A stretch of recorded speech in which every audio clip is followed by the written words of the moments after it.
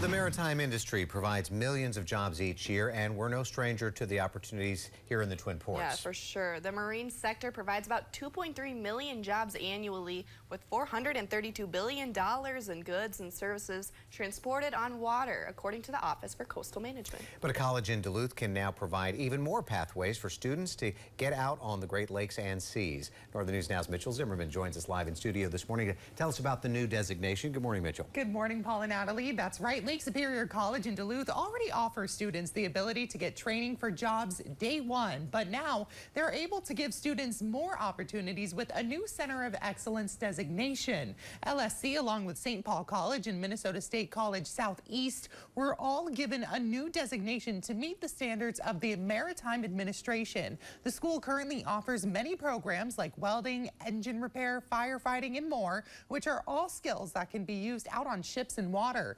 All three of these schools are along major waterways, whether it's the Port of Duluth Superior or the Mississippi River.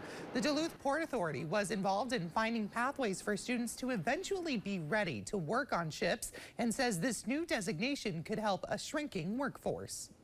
Have an opportunity to create more educational opportunities for people to enter that field or accelerate their development within that field is definitely a good thing when you're looking at a maritime workforce that is largely retiring before it can be replaced.